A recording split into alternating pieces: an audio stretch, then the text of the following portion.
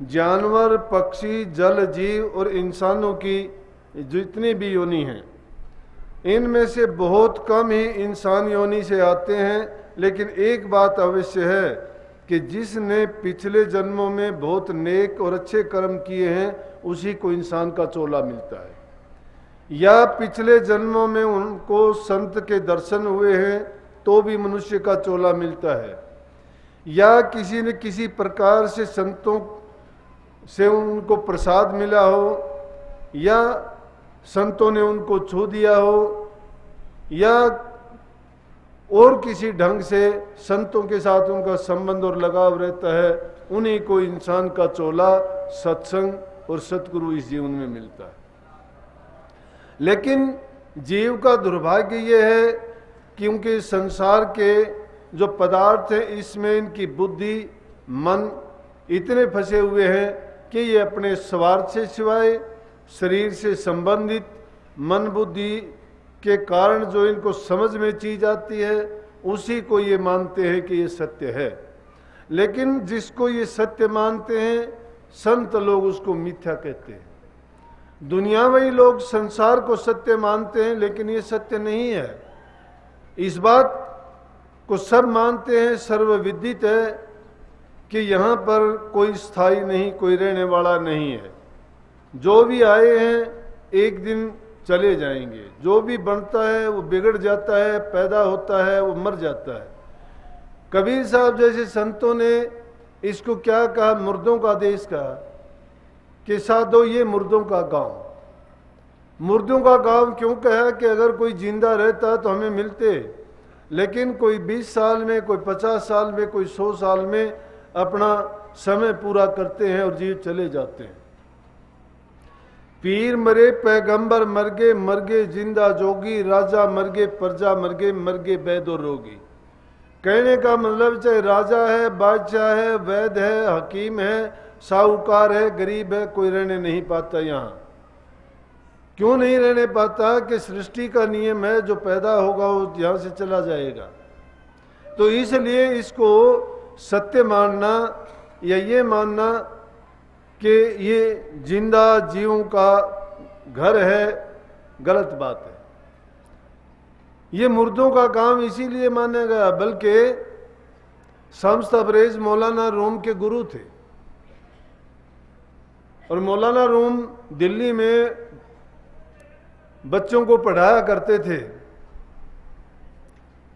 तो एक बार शम्स तबरेज जी वहां गए, बच्चे बैठे हुए थे और मौलाना रूम कहीं दूसरी जगह थे, तो उनसे कहने लगे,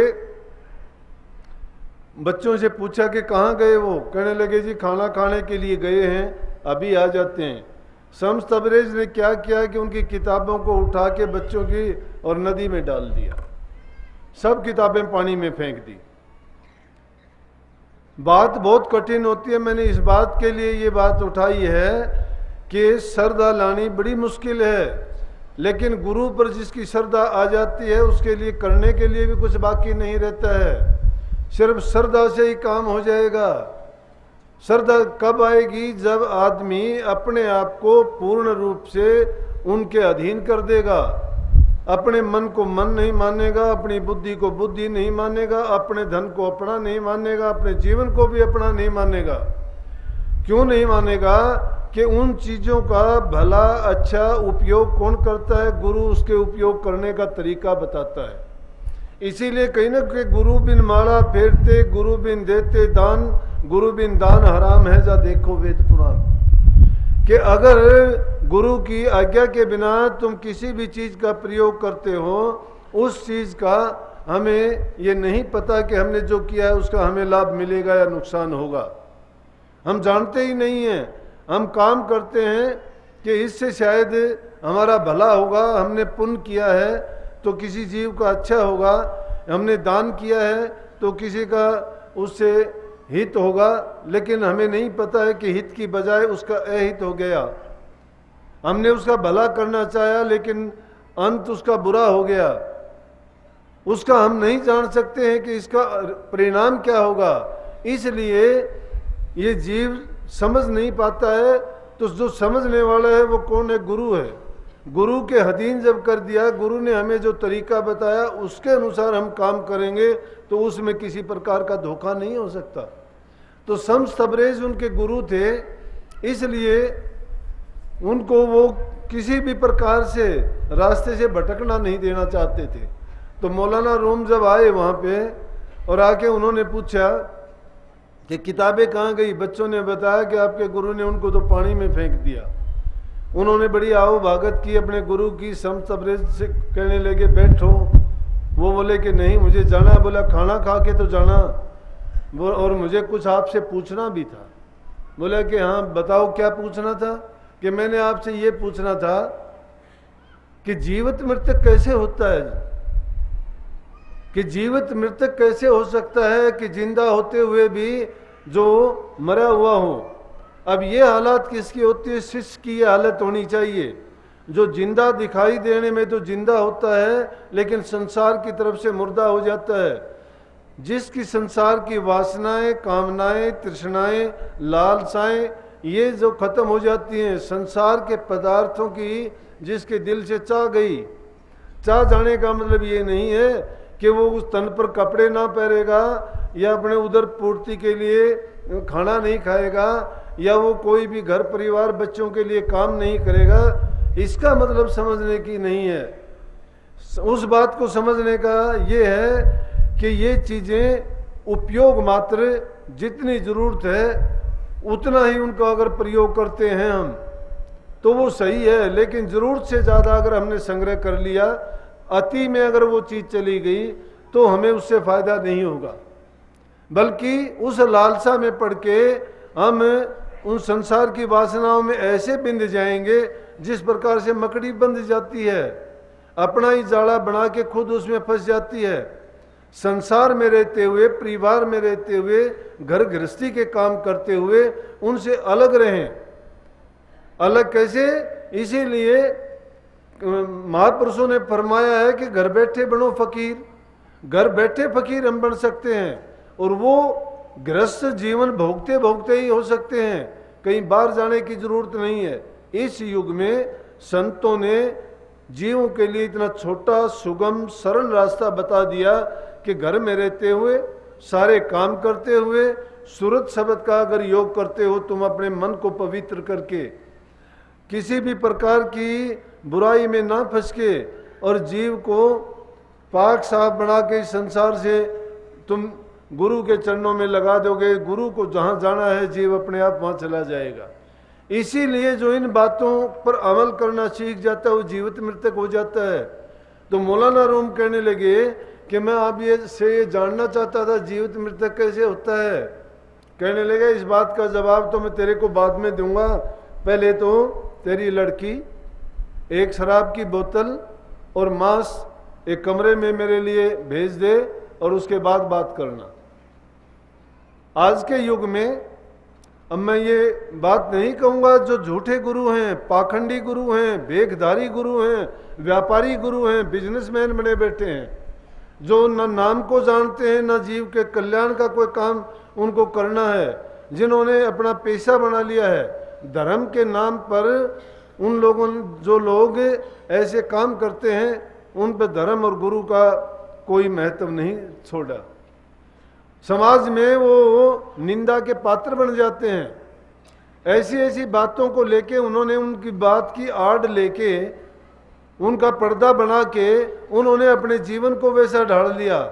लेकिन उन्होंने ये नहीं सोचा कि जिन गुरुओं ने करनी करी, जिन्होंने समाज को रास्ता दिखाया, उन्होंने अपने जीवन को पहले ऐसा ताके तपा के कठिनाइयों में, मुश्किलों में से निकाल के मुर्दा बना दिया। दिखाई देने में जिंदा जरूर रहे लेकिन वो मुर्दे की तरह से संसार में जिए, जिनके दिल में कोई कामना नहीं रही। लेकिन उसके दिल में, मौलाना रूम के दिल में इस बात की कोई भी शंका पैदा नहीं हुई और अपने गुरु के कहे अनुसार अपनी लड़की को एक शराब की बोतल और माँ से कमरे में छोड़ के और आप अपने बाहर आ गया।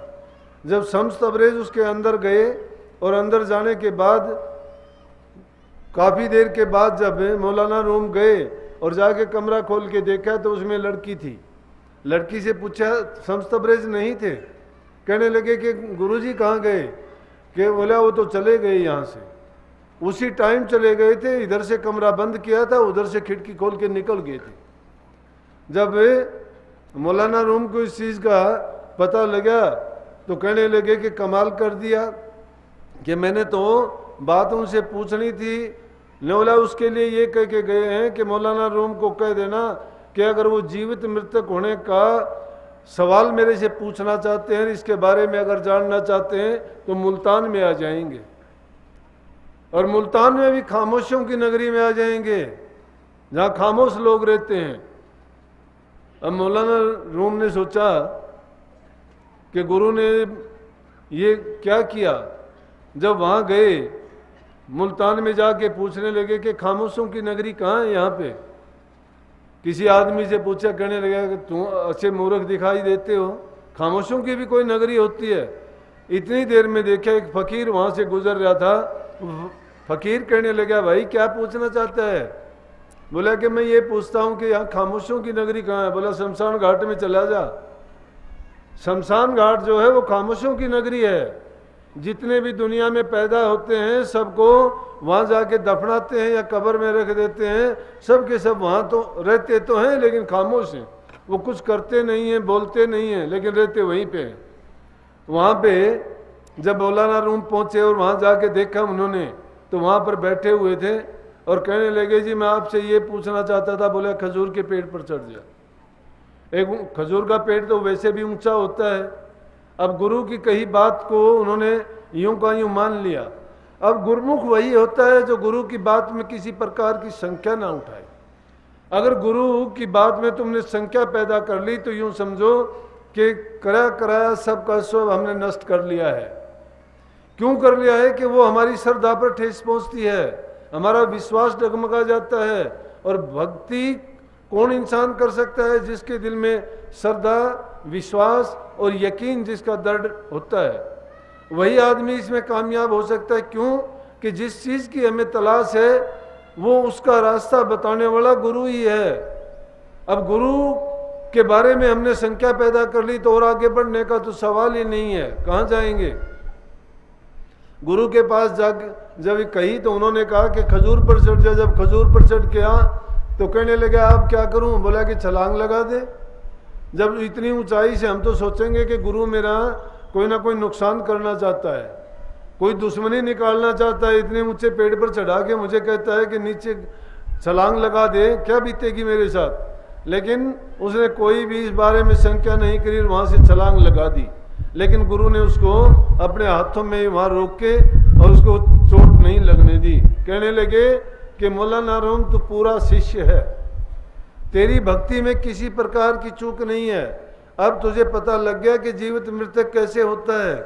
कि जीवित मृतक वो होता है जो अपने विचार और ख्यालात को गुरु के ख्यालात में जोड़ दे। जो गुरु कहता है उस बात में लेश मात्र भी संख्या ना करे। कि गुरु जो करता है वो तेरे हित की, तेरे लाभ की और तेरे गुण की बात करेगा।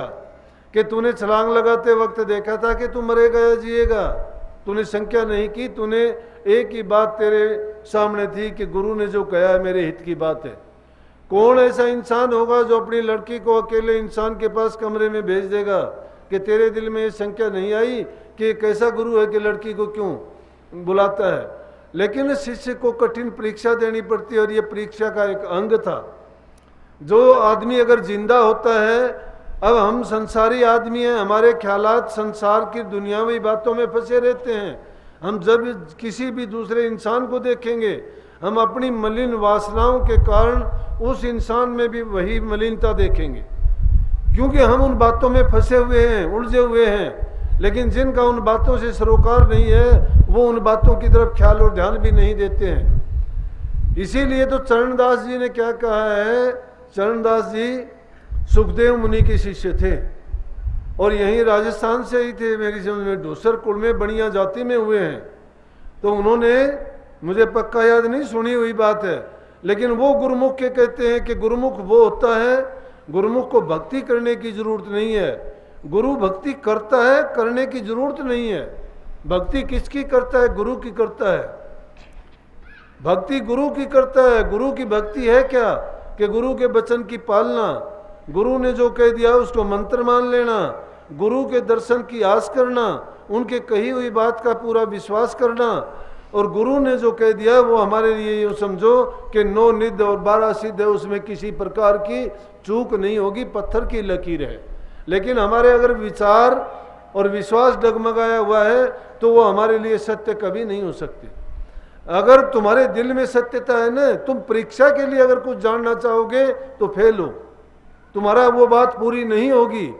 लेकिन अगर सच्चाई सादगी के साथ और पूरी सरलता के साथ और दीन अधीन होके तुम अगर गुरु से कुछ भी मांगना चाहोगे, कुछ भी कहना चाहोगे, तो तुम उसको बात को पा भी लोगे और उस बात में किसी प्रकार की तुम्हारी संख्या भी नहीं रहेगी, सब समाधान मिनटों में हो जाएगा।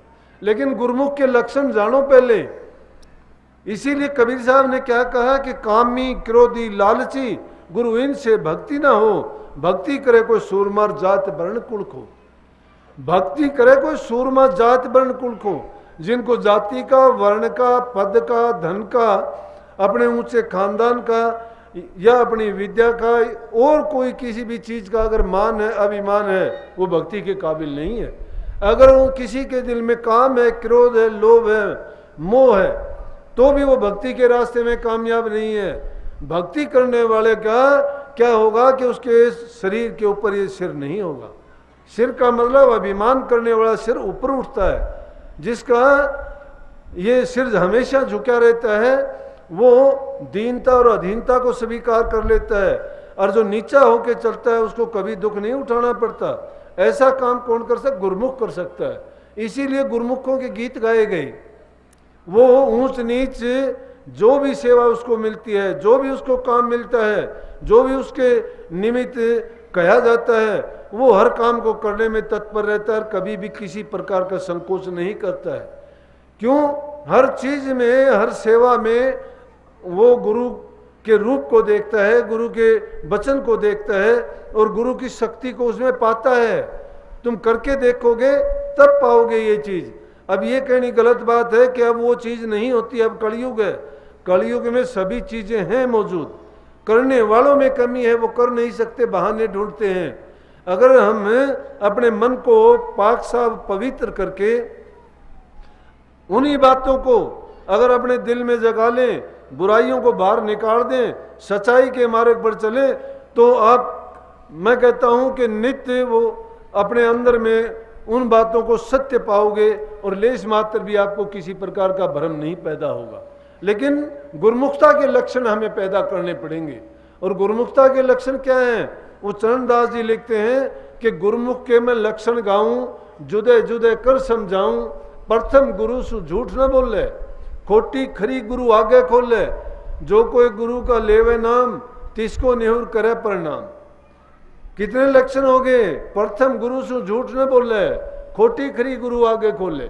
हम क्या करते हैं? गुरु के आगे चपलता करते हैं, चतुराई करते हैं, अपनी बुद्धि लड़ाते हैं, मन में कुछ होता है, दिखावा कुछ करते हैं।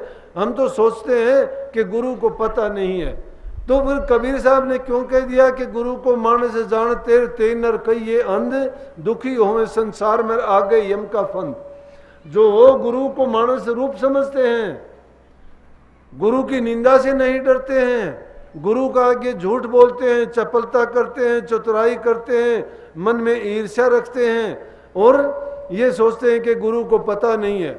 निश्चय गुरु को ना पता हो, लेकिन हमने अपने आप को तो डुबो लिया, क्योंकि विकार हमारे दिल में हमने भर लिए हैं। और जो विकार हमारे दिल में आ गए हैं, तो गुरु पूरा हो, अधूरा हो, गुरु सच्चा हो, गुरु झूठा हो, गुरु पापी हो, गुरु धर्मात्मा हो, तुम्हारे कोई मायने नहीं रखता। अगर गुरु को सत्य रूप में तुम जानना चाहते हो, गुरु को खोजना चाहते हो, तो जिस प्रकार से शम्स तबरेज ने उसको कहा था खामोशियों की दुनिया में आना, तो मैं कहता हूं कि अगर तुम सही गुरु को खोजना चाहते हो, तो गुरु ने जो रास्ता बताया है उस दरवाजे को खोल के अंतर में देखना। वो नूरी गुरु हाजिर नाजिर बैठा हुआ है और तुम्हारा इंतजार कर रहा है। लेकिन हम क्या करते हैं? एक कदम भी उसकी तरफ जब चलते नहीं हैं और दोष देना चाहते हैं तो गलत बात है। करना नहीं चाहते, क्यों नहीं करना चाहते? हमने अपने मन को जब से पैदा हुए हैं संसार के पदार्थों के पीछे दौड़ा दिया है।